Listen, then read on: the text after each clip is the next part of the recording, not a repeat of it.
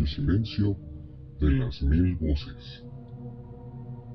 En los pueblos de México hay historias que nadie escribe, historias que se cuentan solo cuando cae la noche, con las luces apagadas y una vela temblando sobre la mesa.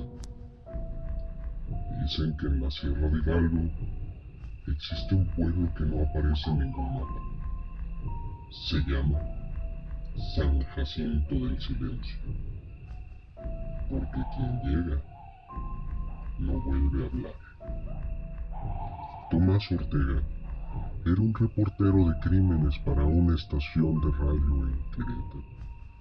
Cansado de cubrir tantos asesinatos comunes, decidió investigar un rumor que él había escuchado. Un rumor de un pueblo donde toda la gente había perdido la voz en una sola noche. El detalle es que nadie sabía cómo llegar. Investigando, Tomás se enteró de un anciano, al cual lo encontró en un mercado. Al preguntarle, el anciano le dijo, sin levantar la mirada: «Hijo, cuando escuches que el monte deja de sonar, sigue el camino de tierra. Ahí está San Jacinto». Tomás, al tener esta información y ciertos datos que no se van a revelar, se dio cuenta de que el aire había cambiado. Así que tomó sus ahorros, su vehículo y se dispuso a viajar. A mitad de camino, el silencio era tan denso que podía sentirlo dentro de sus oídos. Así es que detuvo su vehículo a orilla de la carretera y se bajó. Y sintió como si el mundo entero contuviera el aliento, y ahí estaba el camino de tierra. San Jacinto era un lugar detenido en el tiempo. Casas de adobe, techos de teja, una iglesia cubierta de hiedra, pero no había nadie. No hubo un perro, no hubo un pájaro, solo un eco que parecía venir desde debajo de la tierra.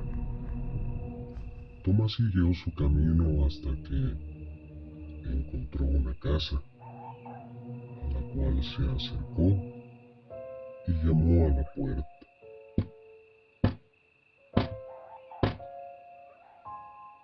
Al no abrir nadie, decidió entrar. Sobre la mesa había platos servidos, comida podrida y una vela que seguía ardiendo sin razón alguna, aunque no había corrientes de aire.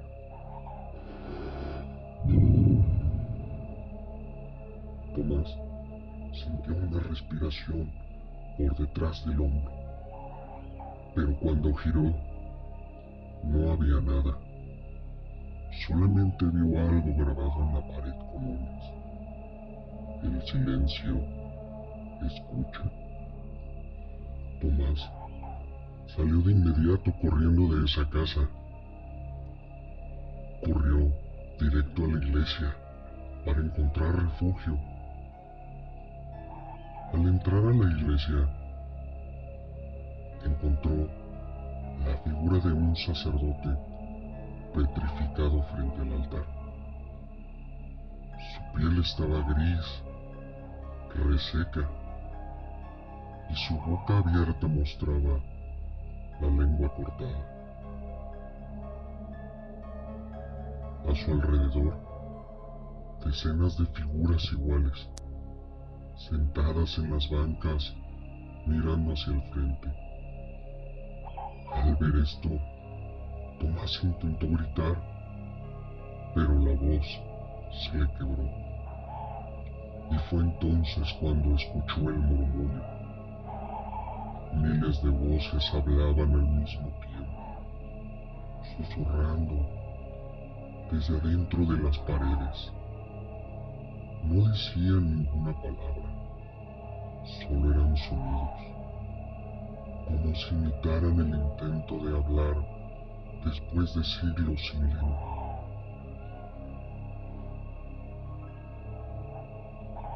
Entonces, Tomás encendió su grabadora y empezó a grabar, pero lo único que registró fue silencio, un silencio con forma. Tomás salió corriendo de inmediato, tratando de buscar la salida del pueblo. Sin embargo, recorrió las mismas calles una y otra vez. Cansado, decidió adentrarse en lo que parecía era la escuela del pueblo, en la cual, en los documentos que encontró, vio que un nombre se repetía en casi todas las hojas: María del Rosario Gómez, quien era la maestra del pueblo. Investigando, su casa estaba al borde del cementerio, ya medio cubierta por la maleza. A Tomás no le importó y entró para investigar más. Y ahí, sobre una mesa, encontró cuadernos de niños, con dibujos deformes, caras sin boca, niños sin lengua y cruces negras pintadas en las paredes. En uno de los diarios, María había escrito con caligrafía temblorosa: los niños dicen que el silencio habla en los pozos, que si lo escuchas demasiado tiempo, quiere entrar en ti. Tomás, en ese momento, sintió una presión en el pecho. El aire a su alrededor se volvió pesado, cuando de repente miró hacia la puerta y ahí estaba la maestra. No caminaba, deslizaba los pies como suspendida. Su boca estaba cosida con hilo negro, pero los ojos suplicaban que corriera. Tomás salió corriendo, con pasos acelerados, la respiración agitada. Corrió lo más fuerte que pudo. Corrió hasta que, sin pensar, llegó a las afueras del pueblo. Y ahí estaban los pozos. 3 agujeros negros perfectamente alineados. Tomás sacó su linterna y prendió su grabadora. Los pozos estaban tan profundos que no parecían tener fondo, cuando de repente, del interior, emergía una bruma espesa y voces, miles de voces.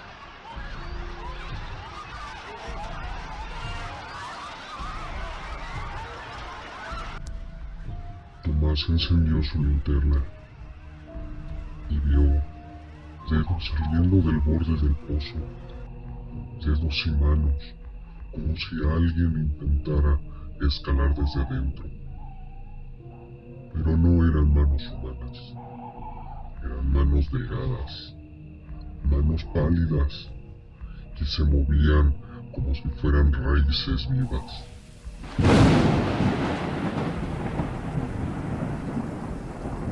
Una voz habló dentro de su cabeza, no desde afuera. Te hemos estado esperando. Y en ese momento, Tomás cayó al suelo. Su grabadora seguía encendida. Y el último sonido fue su propio grito, ahogado e interrumpido.